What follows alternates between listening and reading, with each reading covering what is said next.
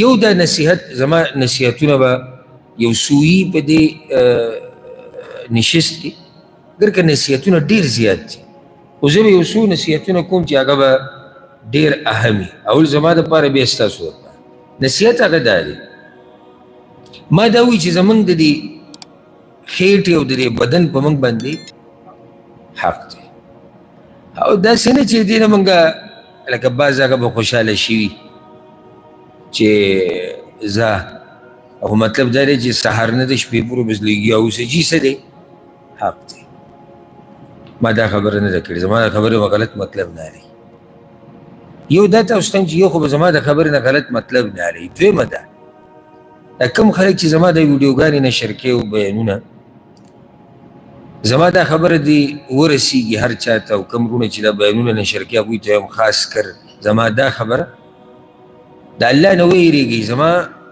د خبرې نه به هغه څه صرف نه رالي چې ته پې خپل کار او کاروبار او چینل چلې یا صرف ستا د خواهشاتو سره برابر خبرې مخکې ورځو کې ما ته یو کس کلیپ راولېږو چې دا خبره تاسو چې کړې به دې څه دلیل دی ما چې کلیپ کولاو کو په هغې کې وو چې د سهار لمونځ چې سړی وکړي نو هغه ته ما نه په خپله خبره یېره شو چې سهار لمونځ چې سړی وکړي نو هغه ته دومره زره نیکیانې دي او کلاکه نیکیانې دي ماښام لمونځ چې ماسپښین لمونځ چې سهار لمونځ چې سړی پرېږدي عفوا سهار لمونځ چې سړی پرېږدي دی به دومره کاله په جهنم کې او چې ماسپښین پرېږدي به دومره کاله په جهنم کې بلکل زما کلیپ زما خبرې خو دا اوس چا ورانې دا کړی دی او د معمولي ورانې نه دی الله به مخکې د هر څه ذمهواري ما نه چا تپوس کړی سوالاتو جواباتو نشست کې چې یو کس دا خبره کوله چې سهار لمونځ څوک پرېږدي نو هغه د دې ځای نه خبر راغستی چې سهار لمونځ څوک پرېږدي بیا چې کوم ځای کې ما د دې کس دا خبره ختمه کړې د زما هغه کلیپ ختم کړی مخکې ما جواب ورکړی چې دا خبره بې دلیله ده داسې تحدید د کلونو نه په قرآن کې شته نه په صحیح حدیث کې شته او د هغوی څومره فساد جوړ شو یو مولوي صاحب چېرته دا بیان کړی وی چې چا دوه ودونه نه د سره سړی نه دی تاسو خو اورېدلی ما په بیان کې دا خبره وکړه چې یو کس دا خبره کړې ده چې چا دوه ودونه د سره سړی نه دی دا خبره سره غلطه ده چا دا خبره کړې ده الله کړې ده الله رسول کړې صحابه کرامو چا کړې ده چې لازم به یې سړي دوه ښځې دا خو طاقت او د وس سره تعلق ساتي او د یو سړي طاقت او وس شتي او دویم واده نه کوي الله یې نه رانیسي هغه ته ضرورت نشته زما دغه خبره یې راغستې ده او د هغې نه کلیپ جوړ کړی او نشر کوي دغه شان دوه درې نورې خبرې ما ته رالي د کلیپ نه یې راغستې صرف دې لپاره چې چینل وچلېږي صرف دې لپاره چې پیسې وګټي او زه داسې هم کولی شم یعنې څو ملګرو ما له مشوره راکړې ده چې زه د دې خپلو بیانونو حقوق محفوظ کړم او چې کاپي رایټس پرې راځي دا خبره زما نه وه خوښه ځکه چې کله زه داسې وکړم نو څومره خلکو سره چې زما بیانات نشر شوي دي په انټرنیټ باندې هغه ټول به ختمېږي ما چې دا خیر دی چلېږي ځکه چې ډېر خلک یې د خیر په نیت چلوي دا باز دي د ورانې چې کوي دا یو څو دي نو تاسو نه پکار چې هوښیار اوسئ هره خبره چې تاته رارسېږي نو د هغې اول څه کوه تحقیق کوه چې او دا خبره خو صحیح شو زما کړې ده خو ته بیا لټون وکړه چې دا خبره په څه مناسبت شوې ده د دې نه مخکې څه دي د دې نه وروسته څه دي نو زما د خبرو نه به یو غلط مطلب نه هلي یو به زما په بیان کې د خپلو خواهشاتو مطابق یا د چینل چلولو لپاره به بیان کټ کوټ کوئ نه که دومره خبره ترې کټ کړي چې هغه فایدهمنه وي او د هغې نه غلط مطلب نه اخیستی کېږي هسه خبره نه ده خو ښه کار دی دا داسې نه چې ما دا وایي چې ستا د بدن په تا حق ته او ته او جو دې کار ته سم ونښلي د بدن حق دی د بدن په موږ باندې حق دی یاد ساته د بدن نه مخکې په موږ باندې د الله حق دی او هغه الله راته ویلي چې د بدن په تا باندې حق ورسره دا مسله یاده کړئ دا زما ټولو مسافرو وروڼو او خویندو ته نصیحت په موږ باندې د ښځو بچو د مور پلار د خپلوانو دې ټولو حق دی خو په سر کې په موږ باندې زموږ د ځان حق دی په دې د دنیا په دې منډو کې خپل ځان ونه بیلوي چېرته، ځکه چې ما ډېر داسې ولیدو. که یو سړی بیمار دی او ډاکټران درته وایي، د ده بدن درته وایي چې ستا دمې ته ضرورت دی، دی وایي نه نه نه بچي او ښځو، ګوره د دې بچو او ښځو هر چا نه زیات ستا د دې بدن په تا باندې حق دی. دا زما نصیحت د زړه نه والی، د زړه نه.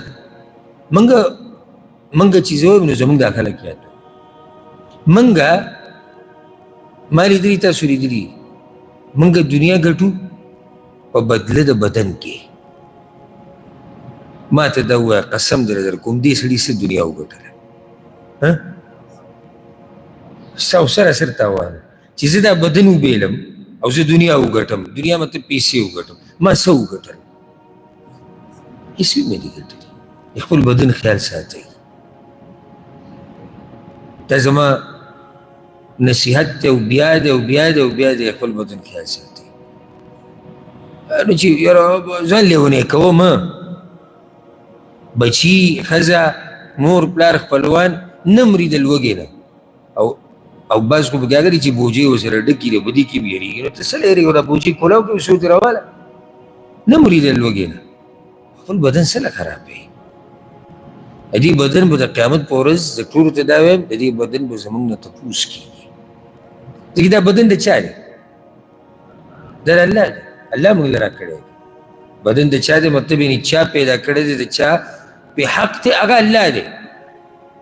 او ځکه موږ چې کله مصیبت راشي موږ کوم څه وایو؟ انا لله. څه مطلب دی انا لله؟ موږ د الله یو، یعنې زموږ دا بدنونه دا د الله دي، زموږ دا مالونه دا د الله دي، دا ځمکې د الله دي، زموږ دا بچي دا ښځې دا د الله مخلوق دی. الله به د دې امانت زموږ نه تپوس کوي، دا زموږ سره امانت دی دا بدن څه وخته پورې. بیا به الله تپوس کوي چې دا تا څنګه استعمال کړی، په حلالو کې که په حرامو کې، تا د دې حق ادا کړی که نه، څنګه چې به زموږ نه درې نورو خلکو تپوس کوي. دا خبره زما غلطه که صحیح ده؟ موږ ځان یې هېر کړی دی او نورو ذمهواري یادو، نو د دې بدن سره به څه کوو؟ د دې خو هم الله تپوس کوي.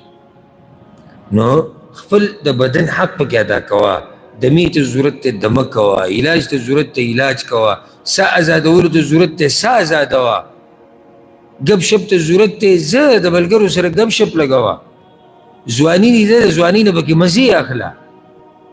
یوازې ځای چې ځان ته مرۍ نه نیولی دی، د 20 کالیو د 15 کالیو ته به وایي چې ته د 18 او 10 کالیو داسې کارونه کوې او داسې دا کوې. نه، د ژوند نه کومې چې روا مزې دي ترې واخله، د دې بدن په تا حق دی. مسلسل چې یو سړی لګېږي او سهار د ماښام پورې یو ورد یو ذکر، پیسې پیسې پیسې پیسې، مزدوري مزدوري، د دې بدن نه، د دې عقل نه، د دې دماغو نه به څه جوړېږي؟ دا به ټینشن کې نه راځي. که روزانه نه په دویمه درېیمه ورځ ما پسې کسان راځي او د ټینشن دی. بعض خو داسې راشي لکه لیوني شوي چې، او دې نږدې ورځو کې 2 کسان زما خوا بل ورځ یو راغلی، هغه اردو والا، هغه هم داسې یعنې هغه آخري مرحله کې نور لیونه کېدو والا. د هغې نه مخکې یو ورځ سره پرې لاره کې میلاو شو، ما ته وایي جومات کوم ځای کې دی؟ کومه جومات خو دې کوڅه کې دی؟ وایي زما د دماغو کار پرېښودی، جومات کوم ځای کې دی؟ وایي دې کوڅه کې. وایي دې کوڅه کې کوم ځای کې دی؟ دا مسلې صحیح ده، یو سړی به وایي دا خو د نصیب خبرې راشي. ولې راځي؟ اسباب یې دي. یو سبب هغه دا دی چې موږ د دې بدن حق نه ادا کوو، موږ مکمل ځان لیونی کړی دی. د هغې د لاسه موږ ته ټینشن، بیماریانې، مسلې دا ټول هر څه جوړ شي. او زه یم چې کېدای شي دې خبرو کې تاسو ما سره اتفاق وکړئ، که نه خفه یې کړئ، که خفه یې پیژو لګیا اوسئ. ستا بدن دی، الله به درنه تپوس کوي، ما نه خو الله ستا د بدن تپوس نه کوي. ښه، بله مسله دا یاده کوي چې دا څه چې ته کې که د عبادت په نیت دې کول چې یاره الله دا ذمهواري راکړې ده، الله تعالی د دې اجر درکوي. نو یو خو ګوره هغه ستا هغه منډه بې ځایه نه شوه، خیال دې دی که نه؟ اجر دې مو ګټو او دنیا دې مو ګټله، څومره فایدې شو. صرف یو نیت پکار دی، او هغه نیت دا دی چې زه چې دا مزدوري کوم، زه چې دا رزق ګټم، دا دې لپاره چې دا زما ذمهواري ده د بچو دپاره رزق پیدا کول، مور پلار دپاره، ښځې دپاره، نور چې ژوند کم دی دا زما ذمهواري ده. ولې دا ذمهواري؟ ځکه چې الله راته ویلي نو زه خپل رب راضي کوم، نو رب به درنه هم راضي شي او هغه چا دپاره چې را منډې وهې هغه به درنه هم راضي شي.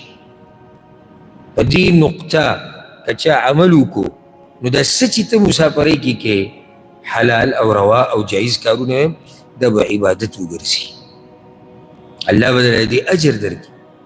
او زه درته یو څو حدیثونه یم او ته ورته غوږ کښېږده چې چې دې مسافرو ته دا خپل کار غټ ښکاره شي، ته په یو عبادت کې لګیا یې، ته معمولي کار کې نه لګیا. زه چې دوی دا ټینشن کم شي، زه چې دوی دا بوج کم شي.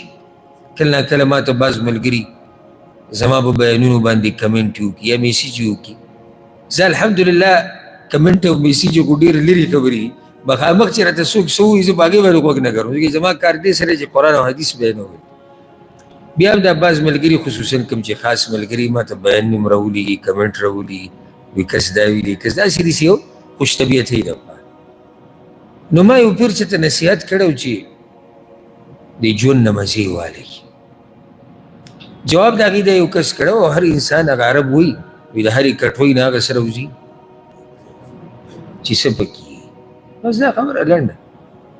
هوښیار سړی عقل خاوند هغه به زما په دې خبره پوه شوی چې ژوند نه مزې والی مطلب دا دی چې په ځان دا ژوند مه لنډ تنګ کوئ. هغه دا لاندې لیکل ته د غربت نه څه خبرې چې غربت به سړي راشي. نو زه خو دا نصیحت کوم مسافرو ته، مسافر خو د نیستۍ د لاسه د کور نه راوتي، د مالدارۍ د لاسه خو څوک نه راوځي د کور. که نه پیسې چې کله ډېرې شي سړی د سعودي عرب ویزه وایي یا ځي کویت ته یا ځي دوبۍ ته یا یورپ ته ځکه چې پیسې ډېرې زیاتې شوې وي، جایدادونه ډېر شوي وي، سړی لاړ بهر ته ووتو. هغو چېرته شاذ و نادر کېږي، یا به تجارت دپاره تللی یا به چکر دپاره تللی یا به ورته خطرې د ډاکوانو نه چې پیسې ډېرې زیاتې شوي دي رانه پټوي یا مې څوک وژني یا به وتوي. نور خو عام چې خلک راوځي د نیستۍ د لاسه راوځي که نه. آیا په نیستۍ کې او په مسافرۍ کې د ژوند نه مزې نه اخیستی کېږي؟ د وړې وړې لمحې نه ما ورته مزه اخیستی شو، خو که ما ورته یې الو. زه بېله مثال درکړم، دوه کسان دي او سم غریبانان دي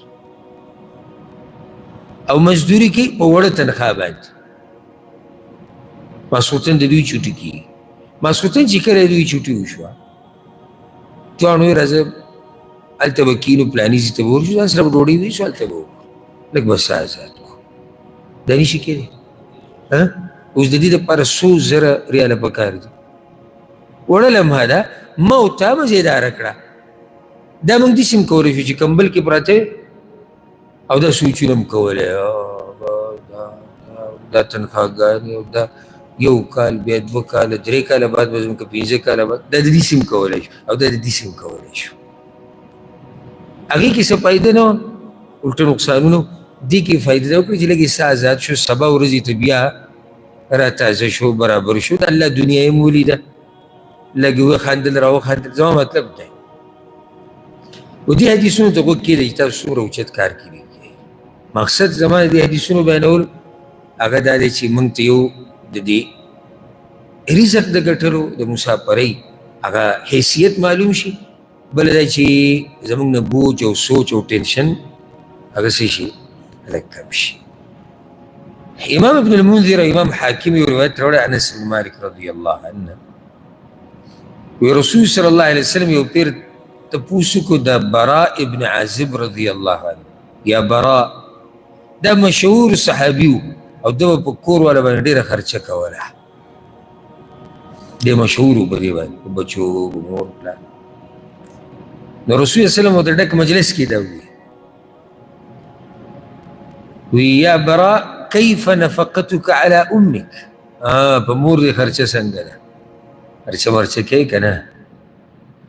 خاصې پکې مور یاده کړه ځکه چې مور پلار لوی اوچت مقام دی. افسوس خبره ده چې ډېر داسې دي لږ نه، د هغوی ټول سوچ هغه د بچو د ښځو سره، مور پلار قصه وروسته ده.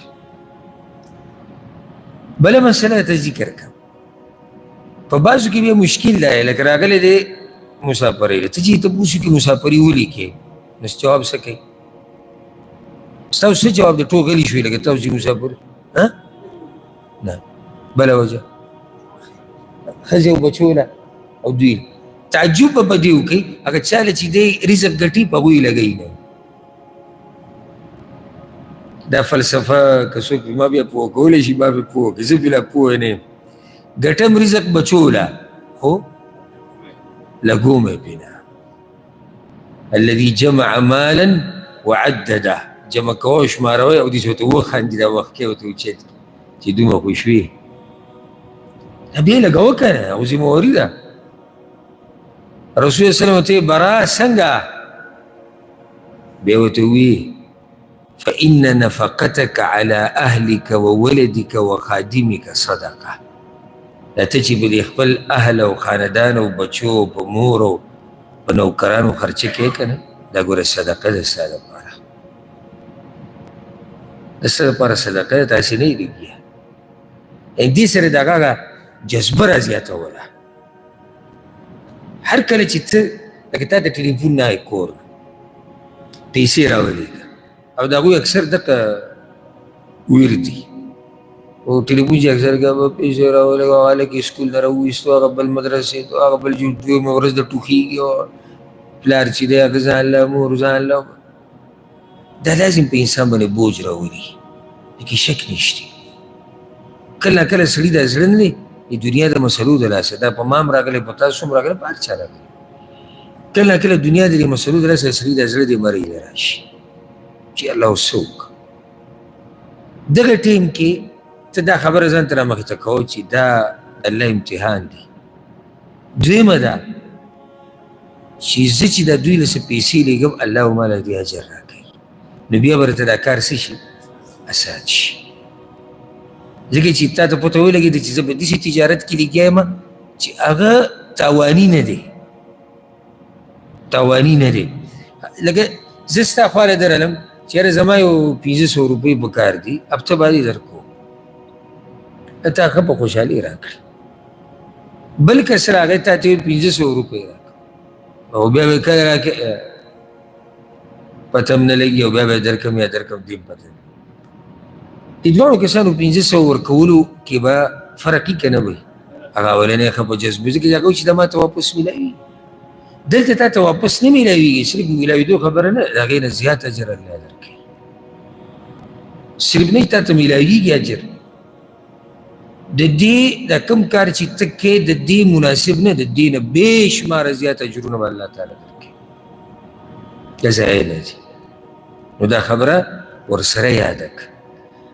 امام ابن ابي شیبه یو روایت راوړی دی او زه چې کوم روایت ذکر کوم دي کې بعض روایت داسې دي چې هغه سندن داسې مضبوط نه دي خو فضایلو کې چې حلال او حرام پې نه جوړېږي او د عقیدې مسلې نه هغې کې اکثر داسې کمزوری روایت چې دغه موضوع کې نور صحیح روایات وي او موضوع یې وایي د هغې بیانول حرج نه لري یو حدیث کې داسې راځي ما انفقتم على اهلیکم تاسو چې په خپل خاندان کومه خرچه کوئ من فی غیر اسراف ولا اقتار دو خبرې دي چې نه به بخل کې نه به اسراف کې خرچه کې دا مسله زموږ دپاره اهمه ده که نه ده اهمه نه بخل نه اسراف اوس موږ کې دا دوه قسمه خلک شتي یو هغه دی چې ټلیفون ورته راشي او ورته وایي چې یاره بیماری ده او پلانې شی ده څنګه ولې دا هلکه نو دا خو د هغوی په لاس کې نه ده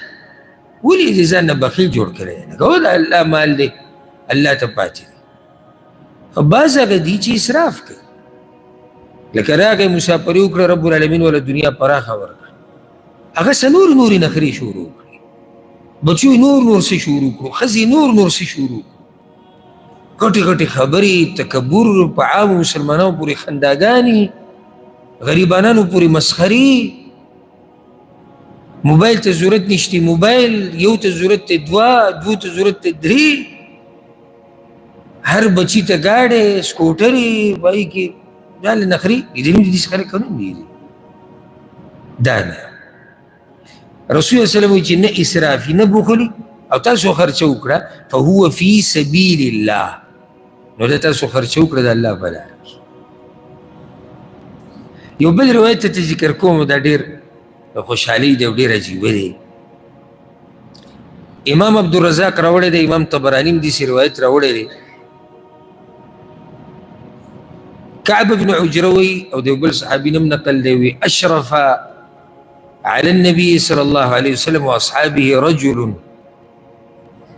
موږ ناسو رسول صلی الله علیه وسلم ناسو ملګری او دې کې یو کس راښکاره شو، را روانو داسې د لرې ډیرکۍ نه داسې راکوزېدو، ملګرو ولیدو نو ټولو دا وایي چې ما اجلد هذا الرجل لو كان جلده في سبيل الله. یاره وایي دا سړی دومره محنتي دی او دومره تکړه دی او دومره چست دی، چاق دی، خو که چېرته د ده دا زړورتیا، د ده دا زور، د ده دا محنت د الله په لار کې څومره مزه به یې کړي. دا دې ملګرو دا خبره وکړه، پهلوان دی، تکړه دی. رسول الله صلی الله علیه وسلم ورته ویې ګورې یو خبره یاده کړئ، د الله په لار کې یوازې دا نه وي چې هغه کس وایي چې کوم جهاد له تللی او به یې کې وجلی کېږي، هغه له ټولو اوچته مرتبه. بیا وایي من خرج، اوس دې ته غوږ کېږي، من خرج فی الارض یطلب حلالا.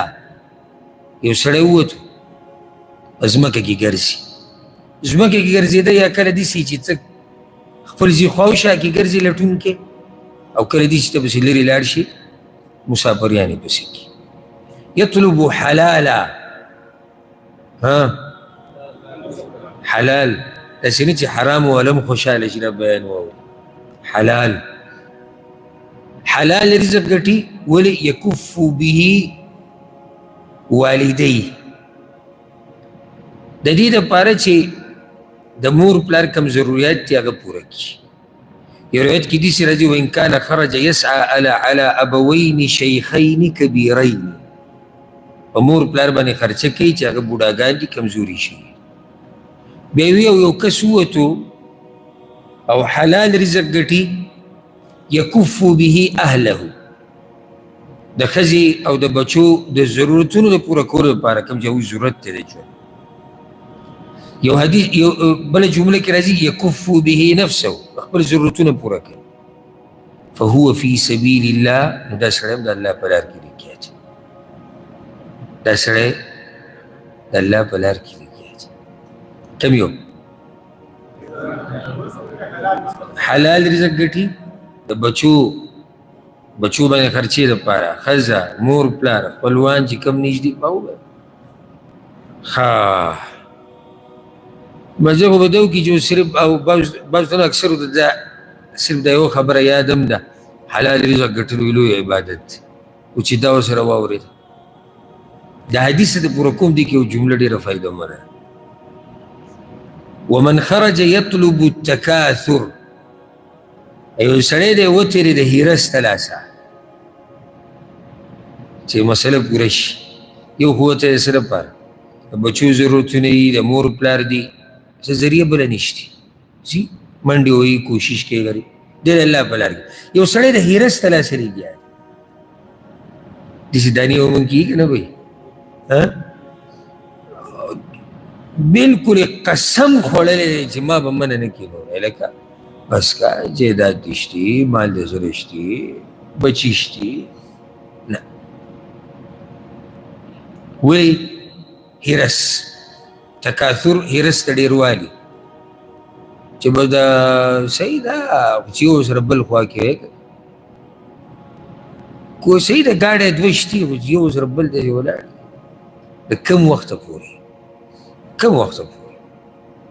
لکه حدیث کې راځي چې آدم د بچي خېټه نه ډکېږي مګر په څه باندې، په خاوره باندې. په کوم وخت پورې ما ورته وایي چې یو بل یو بل، خو چې یو درته میلاو شو د الله شکر ادا کړه، یو درته میلاو شو باید شکر ادا کړه. د کور منډه دې واله ښایسته منډه ده چې کور جوړ کړم، جوړ دې کړو، اوس مزې واله دې کور نه. موږ کې بعض سادهګان هغه دي چې کور جوړ کړي، اوس بله منډه سټارټه شوه، بسم الله توکلت علی الله، بله منډه څه ده، یو خوا کې ورسره یو بل جوړو، هغې کې دی مړ شو. څومره منډې او مزې ترې وانه، یو دې جوړ کړو. اوس سوچ دا شروع کا چې دا کم کور چې ما جوړ کړو د دې نه به خوند څنګه دا کوم ګاډی چې ما واخیستو دا کوم تجارت چې ما روان کړو دې نه به مزې څنګه اوس مزې والا نه هلته هرس ته ډېر والي هرس ته ډېر والي دا ډېر شو دا ډېر شو او بیا زمونږ پښتنو کې چې کومې مقابلې روانې دي که نه نو توبې به وباسي توبې یوه خبره ده یوه خبره ده بس چې تېرېږي دا د هغه کور دی دا دویم چې تې کړی دی درېیم کیدی شي وکړي او د هغه خوا پسې ټول ریکارډ دا مونږ ته معلوم وي که نه زما خبره غلط ته یو سړی راونیسه د لاس نه کلېږي او ځان سره یې وګرځوه په کور که د یو کور تفصیلي درته ونه وي چې دا په کوم سن کې شروع شوی په کوم سن کې دا ختم شوی او پیسې دې له د کوم ځای راوړي زه کله ناکله سوچ کوم د خپلو خلکو ته ځان سره یو ځایم پښتنو پردو غمونو وخوړئ پردو سوچونو وخوړئ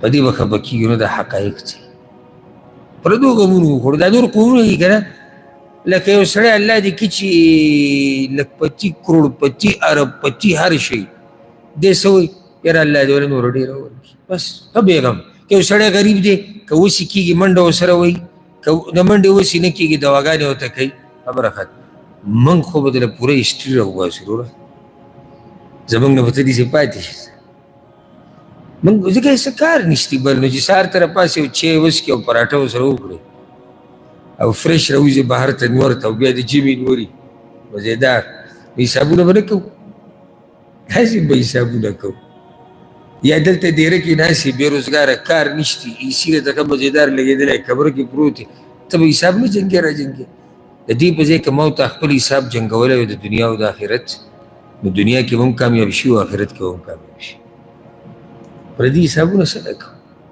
نو دا پوره هسټري نه به درته معلوموي ولې ځکه چې هلته هرس دی هرس ډېر دی نو څوک چې راووتو د هرس دپاره دا ورسره واورئ او دا ورسره دا جمله ورسره بیا د ساتي داسې نه چې حدیث بیا بیانوئ او دغه اولنۍ ټوټې وله بیانوئ او اخرنۍ پرېږدئ ومن خرج يطلب التکاثر او څوک چې راووتو د ډېروالي د هرس د لاسه فهو فی سبیل الشیطان نو دی د شیطان په لاره کې لګیا دی اوس مسله پوره شوه که نه اوس پوره شوه خبره مې دا کوله چې څوک لګیا خرچه کوي په ځان په مور پلار په بچو فهو فی سبیل الله نو دی د الله په لار کې لګیا دی څومره لوی کار کې ته لګیا حدیث کې راځي امام بخاري راوړی اذا انفق الرجل على اهله نفقه چې یو سړی په خپلو بچو خپلوانو باندې خرچه وکړي وهو یحتسبها حق زما خبره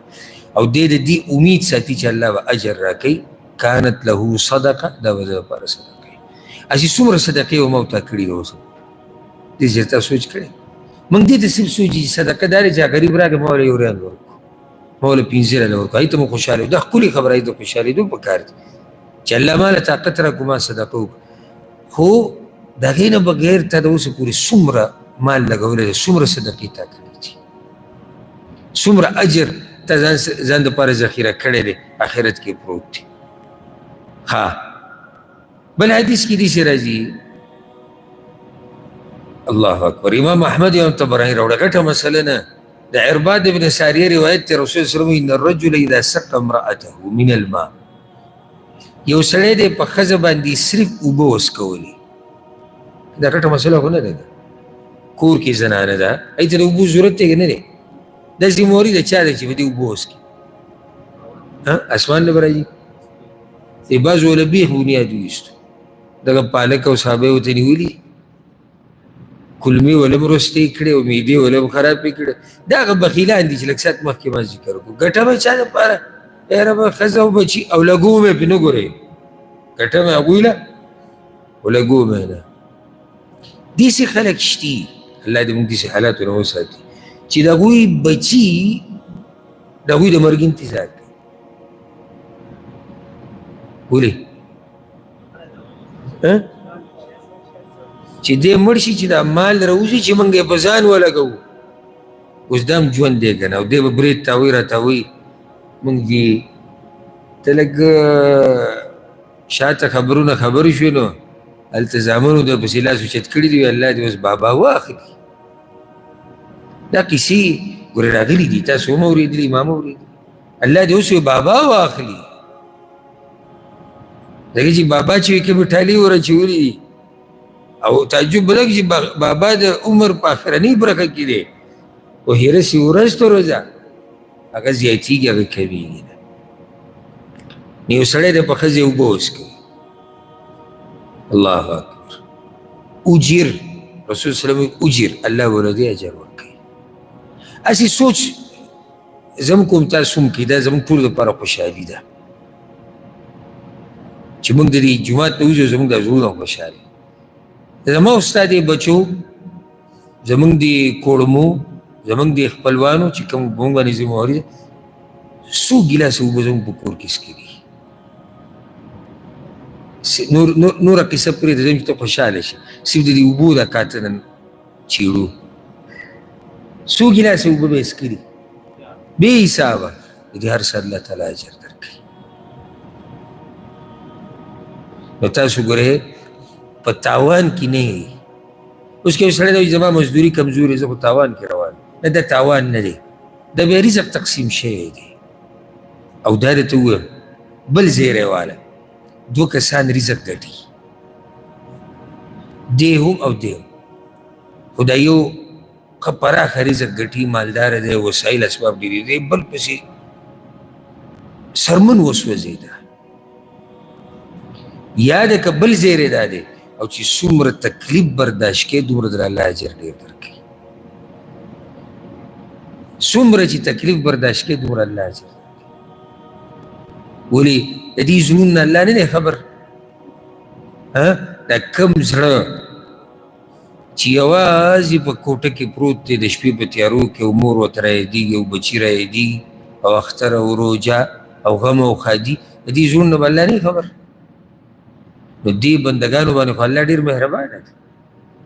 بیا چې دا بندګان د هغه د راضي کولو دپاره لېږي او حلال پکې شرط او ځان ستړی کوي، نو الله به له دې اجر ورکوي انشاءالله.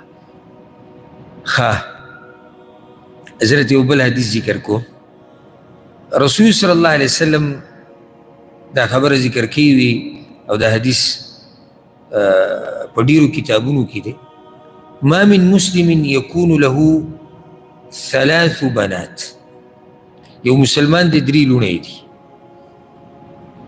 د لوڼو دا خبره ولې رسول صلی الله علیه وسلم وکړه؟ حالانکه الله د اجر د زامنو په باب کې هم ورکوي، لوڼو دا ولې خاص کړ؟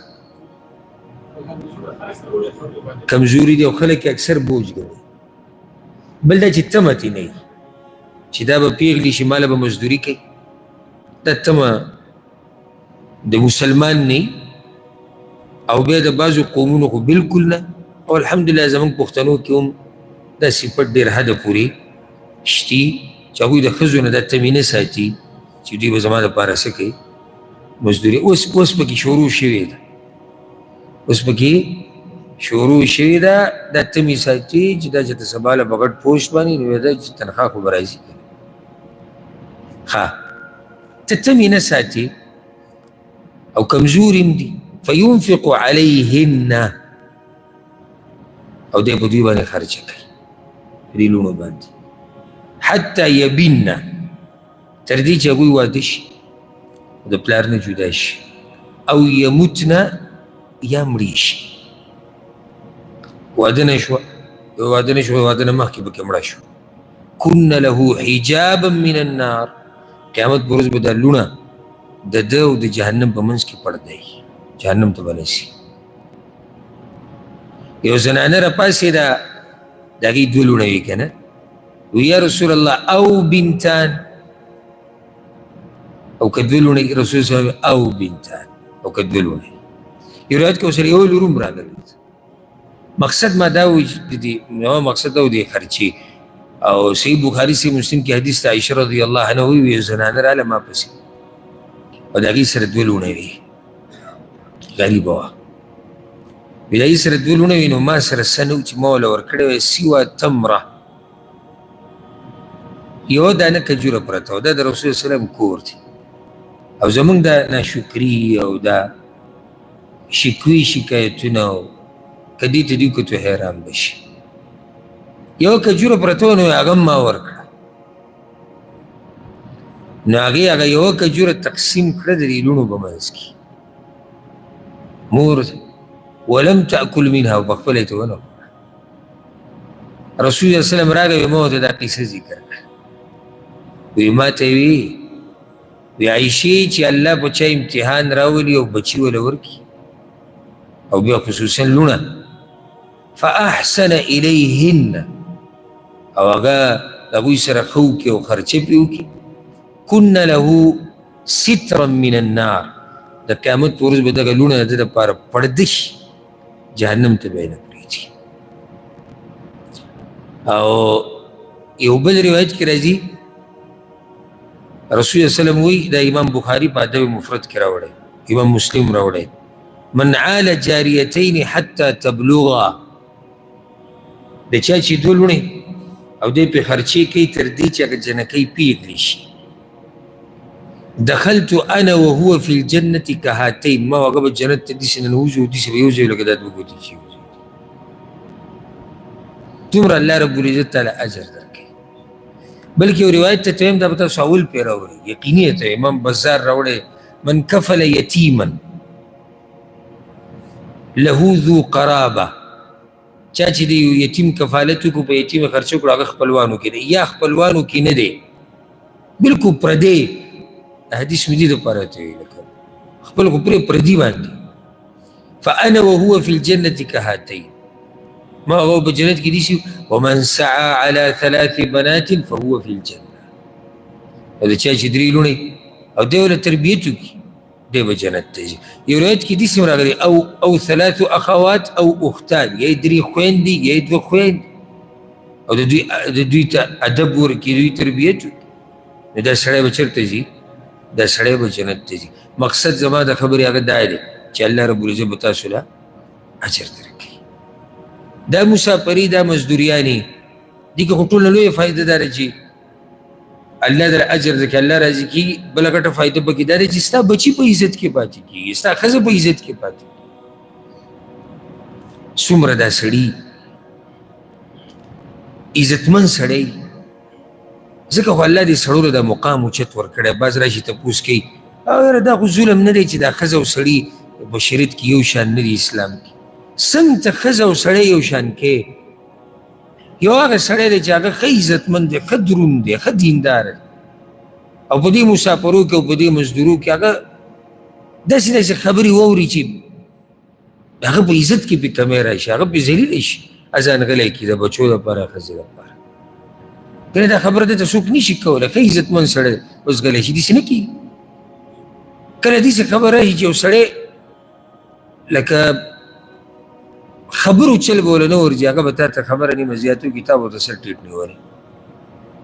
د ښځې او د بچو د مور پلار دپاره څنګه دا ښځه او دا سړی یو شان دي. کور ته چې کله دا مسافر لاړ شي که نه، او هغه پلار چې روزانه ډیوټۍ له ځي او واپس راځي کور ته، دی چې د شپې کور ته راشي، نو شاته څه قصه د هغې چا ته پته نشته. دته کیدی شي نن چا کنزیل هم کړي کار کې، دته کیدی شي چا دیکم ورکړي، کیدی شي چا پې ګزار هم کړی، کیدی شي چا ته پیسې هم تښتولي، کیدی شي نن په ده باندې د ګردو دړ هم راغلی ګرمۍ کې، کیدی شي په سینې دړ راغلی، کیدی شي نن یې ډوډۍ نه یې خوړلې. د شاته قصې نه څوک نه خبر ده، هغه الله ته پته ده. څنګه دا سړی او ښځه یو شان دي، فرق دی. هغه قصه هغه الله ته معلومه ده. او ځکه زه دې ټولو ته یم دا کورونو کې چې ناست چې د دې خلکو قدر کوئ دا چې ستاسو لپاره منډې وایي. ته خو ټلیفونو کې راولېږه او پلانې وګوره، دوه چېرته کور یې جوړ کړو، ته کښېنه بې غیرته، او پلاني ته وګوره په 2م کال او په 3م او په 4م هغه دومره پیسې راولېږل، هغه ته وګوره هغه زر زر راځي، ته د شاته قیسې نه څه خبرې چې شاته څه دي. مونږ چې کس وینو چې یاره ملک ته راغلی دی، لازم چې سړی ځي ځان له جوړه جامه جوړه کړي. موږ دې ته ګورو چې یاره جامې ډېره مزداره او خوشبو یې لګولې. ته د دې جامې نه او د دې خوشبو نه شاته کیسه تا ته نه ده وایي چې هغه څنګه کیسه ده، هغه څه دي او څه نه دي. دا زه دغه هغو ته دا وایم، دغه ښځو ته دا وایم چې د الله نه ویرېږي، دغه مور پلار ته دا وایم چې د الله نه ویرېږي، دغه بچو ته دا وایم چې د الله نه ویرېږي. دا داسې خو نه دی چې اسمان نه راولېږي سزي کې او راټولو او دروړو یې راټولو او دروړو یې. که هسې راولېدی او موږ نه لېږلی نو بیا موږ زیاتې کوو، او که راسره وی هم نه لګولی په هغې خو لږ ساعت مخکې موږ رد وکړو. نو ته به حالاتو ته ګورې، هوښیاره ښځه د خاوند حالاتو ته ګوري، هوښیار مور پلار د بچي حالاتو ته ګوري، هوښیار بچي هغه د پلار حالاتو ته ګوري. ډېر څه ته یې ضرورت یې د بچو نه وایي ورته، ولې هغوی دومره هوښیاران یې وایي زموږ پلار سره دومره پیسې نشتې. ها او زه تاته یو خبره وکړم، الله اکبر، دا بچي په اسانه ویلی شي زما پلاني شي ته ضرورت دی، خو د دې نه اخوا چې د هغه سړي کم ټینشن او سوچ جوړ شي د چا چې وس نه رسي دغه ضرورت پوره کولو، د هغې نه صرف یو الله خبر دی. یعنې زما بچی به ما ته په اسانه ووایي چې زما پلانې شی په کار دی او زما وس نه رسي، هغه خبره وویې کړله، اوس هغه نه دی خبر چې څومره لوی بوج او ټینشن یې ما ته جوړ کړو. دغې هلته زما ارمان دا دی چې زه د ارمانونه پوره کړم او هلته زما لاس کې پیسې نشتي. څومره لوی بوج یې ما ته جوړ کړو، څومره لوی ټینشن یې جوړ کړو. دا خلک معمولي مه ګڼئ، دا زموږ د معاشرې، زموږ د قوم، زموږ د ملک قیمتي خلک دي، دا درانه خلک دي، دا عزتمن خلک دي. صحیح ده د بعضو افرادو غلطیانې دي، هغه د افرادو دي، دله زموږ ټول نشو یادولی. هغه د یو کس 2 3 0 1 لاک د هغوی غلطیانې خو ټول خو موږ نشو ویلی. دا هغه خلک دي چې په خپلو ارمانونو باندې خپې ایښودي راغلي، د دوی قدر کوئ. زه مور پلار ته دا وایم خصوصا د دوی قدر کوئ. هغه ځوان چې د 20 22 23 25 کالو دی او راغلی او رزق ګټي، ستا څه خیال دی دغه شان راغلی، څومره ارمانونه به هغه د په خاورو کې ښخ کړي او د خپو لاندې کړي راغلی، څومره د ژوند ښایسته لمحات د شاته ګزار کړي دی او راغلی. نو د سره بیا ګزاره په کار ده، ځکه چې موږ د پردې نه شاته څه دي د هغې نه موږ نه یو خبر. د دې سړي شاته څه قیصه ده موږ ته نه یو خبر. نور خو چې هغه لازم کور ته درځي جوړه جامه خو به ځان له جوړوي، نو د جوړې جامې نه ته دا مطلب ویلی چې د سره یو بس که څه بوجي ډکه پرته د پیسو، ټلیفون ورته وکړي او به پلانې شی راولېږه. لکه څنګه راولېږه؟ اول د حالات معلوم کړه، داسې رښتې نشته. بله موږ چې دا لګیا یو دا کار کسب کوو او بچو د رزق پیدا کوو د الله په توفیق سره، نو دا موږ د الله په خبره عمل کوو. الله موږ ته ویلي دي هو الذي جعل لكم الارض ذلولا، الله دا ځمکه تاسو ته مسخر کړې ده، فامشوا فی مناکبها، ګرځئ دې کې، وکلوا من رزقه او رزق خورئ. ګرځئ دې کې څه مطلب دی؟ یعنې د رزق د ګټلو اسباب لټوئ، او دا مسلمان چې رزق ګټي د الله په دې خبره باندې عمل کړی.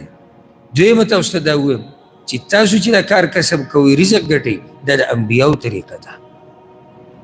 موسی علیه السلام د شعیب علیه السلام سره څو کاله تیر کړي؟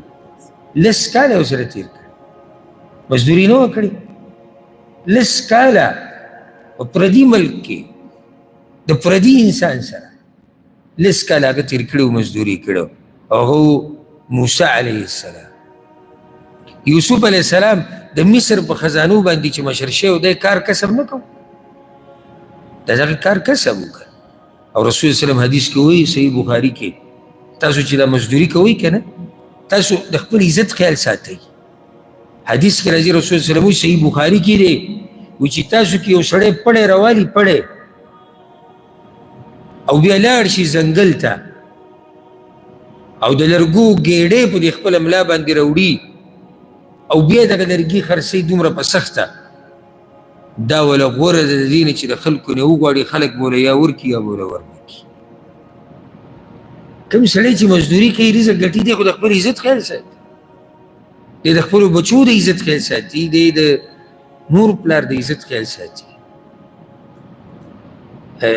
ابو یو کس دا خبره لیکلې یو عربي ډېرې متاثره کړه. وی پلار چاته ویلی کېږي؟ هغه سړي ته د کور مشر څوک دی، هغه کس چې د هغه ټوله منډه او کوشش دی چې زما کور ته زکات چېرته رانشي، چې موږ دې مال زموږ بچي زما ښځه دې حال ته ونه رسي چې زکات وله خلک ورکوي. ټوله منډه یې دې دپاره الله به ورله څومره اجر ورکوي. ته شان ګوره که ما ورته آخرت ګټل غواړو نو هغه هم بغیر د پیسو نه خو نه کېږي. ته دا وایې که نه زه الله راضي کوم، نو د الله د راضي کولو یو لار څه ده؟ مال به لګې او مال به څنګه لګې چې وی ګټې کړي. دا شان که ته عمره کې، ته حج کې، په دې هر څه کې مال لګي. ډېر عبادت په شریعت کې داسې دی چې مال لګي. ته بغیر د مال نه، بغیر د مال نه نشي کولی. دغه شان ګوره چې حلال مال ګټي الله به دې دعاګانې قبلوي. حدیث کې راځي، امام طبراني راوړی دی، اطب مطعمک تكن مستجاب الدعوه. حلال مال خوره، حلال مال ګټه، الله به دې دعاګانې قبلوي. نو تاسو معمولی کار کې نه یېږي. او د دې د لاسه صرف کور نه، د دې کس نه صرف کور نه، معاشره، قوم او ملک جوړېږي. چې لګیا دی کار کسب کوي، تجارت کوي، مزدوري کوي، د دې لاسه ملکونه آبادي. عمر رضی الله عنه به وي زه کله کله یو سړی وینم ډېر به خوښ شي، نو بیا ورته زه وایم چې ته څه کار کسب درته معلوم دی که نه؟ بیا هغه وایي چې نه. وایي چې کله وایي نه نو سقط من عیني، هغه عزت زما سترګو کې ختم شي. هغه چې مې خوښ بیا مې نه یم. مطلب دی چې زما هغه کس خوښ دی چې هغه څه کار کسب ورته معلوم. او ځکه دا مشهوره خبره ده، یو عالم تېر شوی د امام اصفهاني، هغه هم ذکر کړې ده. هغه وایي که ته غواړې چې ستړی نه شي، دې خبرې ته غوږ کېږده، که ته غواړې چې ستړی نه شي نو ستړی شه چې ستړی نه شي. پوه شوې په دې جمله؟ که ته غواړې چې ستړی نه شي نو ځان ستړی که چې ستړی نه شي. لکه زه دا غواړم چې زه په سکون سره ژوند تېر کړم، دا زموږ د ټولو ارمان دی. الله یې موږ ټولو ته نصیب کړي، دنیا او آخرت ته سکون به الله موږ ته نصیب کړي. نو د هغې دپاره به څه کوو؟ ځان به ستړی کړي نو بیا به نه ستړی کېږي. اوس که خپل یې په خپله باندې اچولي چې یاره هغه پلاني دا ژوند نه دی، او دا پلاني هغه پلاني ځان ستړی کړی دی، هغه پلاني ځان ستړی کړی. که یو سړی وي چې دا دوی ته جیداد او میراث کې خو مشرانو کې چا ځان ستړی کړی، څه خبره داسې روانه. نو الغرض زما تاسو ته نصیحت دی چې دا خپل کار، خپل کسب جاری ساتئ، حلال روا، شریعت پکې هېر نه کړئ. یو خبره ته د لقمان حکیم ذکر کوم، هغه خپل زوی ته ډېر نصیحتونه کړي. یو دا ورته کړی، وایي زویه استعن بالکسب الحلال، حلال مال ګټه، خپله مزدوري کار کسب کوه. وایي سړی چې غریب شي یو څو کارونه د سره کېږي. یو دا چې دینداري کمزوري شي، ځکه چې بعض اعمال ته بغیر پیسو نه شي کولی. کیدای شي د پیسو کې دومره مصروفه شي په مزدورۍ کې، پیسو ګټلو پسې، چې دینداري ته نه ګډوډې شي. کېږي که نه کېږي؟ یا دویم عقل ورسره کمزوری کېږي. وایي عقل د غریبۍ سره کمزوری کېږي، د سوچ فکر د لاسه، د سوچ فکر د لاسه عقل کمزوری کېږي. او دریم وایي د ټولو نه غټه د خلکو په نظر کې عزت ختم شي. دا لقمان حکیم دا خبره کوي. وایي زویه کار کسب کوه، غریبي چې به سړي راشي نو دوه درې خبرې ورسره وي. یوه خبره دا ده، او د ټول نه غټه، چې د دې د لاسه د عزت د خلکو په نظر کې هغه کم شي. او خلک بیا ما خلک چې کوم سپک نه چلي، قدرمن خلک چې هغوی په دې چاله عزت نه ورکوي چې غریب دی که مالداره دی. هغوی د هغه دینداري ته ګوري، سړیتوب ته ګوري، نور داسې صفاتو ته وله ګوري. نو خپل کوشش کوي، خپل مهنت کوي. عبدالرحمن بن عوف رضی الله عنه څومره غریب و چې راغلی مدینې ته. راغی رسول الله وسلم د هغه او د سعد بن الربیع په منځ کې ورورولي قایم کړه. او هغه سم مسلمانانو د هغوی ورورولي داسې نه وه. نو هغه ورته ووایي د سعد هغه ته وایي عبدالرحمن بن عوف ته وایي زما چې څومره مال دی څومره جیداد دی په مدینه کې، دې مدینې والا هغه مکې والا، دا نیم زما نیم ستا. او زما دوه ښځې دي، یو به طلاقه کړم هغه یې ستا چې عدت یې ختم شي ته ورسره واده وکړه. دا هغه ورورولي چې دا د بهر نه راغلي دي او رسول الله صلی الله علیه وسلم وایي چې دوی خیال به ساتي. نو هغه څه وایي؟ وایي ما ورته وایي چې نه، الله دې ستا په مال او اهل او کور او هر څه کې برکت واچوي، خو ما ته د بازار لار وښایه. هغه ورته بازار وښو، سوق بني قینقاع د یهودو غټ بازار و، ډېر ګرم بازار و. نو دی به هغې ته توراتونو شروع یې د دې کوچو او د دې غوړو نه وکړه، دا به هغه رسول او لګیا و یو ورځ په رسول صلی الله علیه وسلم پسې راغی. چې رسول صلی الله علیه وسلم پسې راغی نو د دې خوشبو د اثرات د ده په دې کپړو بعض دې خوشبو دي چې د هغې رنګ ومي، نو داسې زیړوالی په دې بدن ښکارېدو. رسول صلی الله علیه وسلم ورته هل تزوجت، واده دې کړی که داسې خوشبویانې او داسې دا؟ هغه یا رسول الله واده مې کړی. ګوره دومره هغه خپل محنت جاري وساتو چې هغه غریب و، هېڅ ورسره نه و، اوس هغه واده و. نو وایي چا سره؟ وایي امرأة من الانصار، انصارو کې یو زنانه سره مې کړی دی د انس بن رافع د لور سره. نو یې مهر دې څومره ورکړی؟ نو هغه ورته وایي د کجورې د دانې کې چې کوم اډوکې د دې په اندازه ما سره ورکړي دي. ابتدا داسې نه کېږي سړی لکه ته دې زنا ایسته ټوپ وایي. ځکه زه اکثر د ملګرو ته ځم، د ګټو خلکو ته مه ګورئ، داسې سړي امیدونه خرابوي. څه د لاندې نه شروع ورو هغه سړی روان و. یو تاریخ کې داسې راځي چا دې تپوس وکړي تا سره څومره مال دی؟ وایي دا ماته پته نه شي چې ما سره څومره مال دی. د کوم ځای نه کوم ځای ته ورسېد. او د تبوک په غزا کې خو تاسو ته درته څه معلومه ده، دومره مال یې لګولی و که نه، خو دا به کله ولګي چې تا سره یې که نه. نو خپل کوشش او محنت جاری ساتي، د الله لحاظ پکې کوئ. دغه شان د خپلې معاشرې د قوم لحاظ کوئ، د ملک لحاظ کوئ. داسې نه چې تاسو داسې څه وکړئ چې د هغې د لاسه قوم، ملک، کور، خاندان هغه به بدو یادي. الله رب العزت دې موږ ټولو ته حلاله پراخه روزي راکړي. او څومره زموږ مسافر چې دي که په هر ځای کې دي، رب العالمین دې خپلو کورونو ته په ډکو منګولو سره واپس روغ رمټ ورسوي. او الله رب العزت دې موږ د ذلت د ژوند نه وساتي. او الله رب العزت دې موږ له داسې رزق راکړي چې زموږ نه پکې الله نه ناراضه کېږي. او الله رب العزت دې موږ د هغه رزق نه وساتي چې هغه جهنم ته د تلو ذریعه ګرځي. هذا والله اعلم وصلى الله وسلم على نبينا محمد.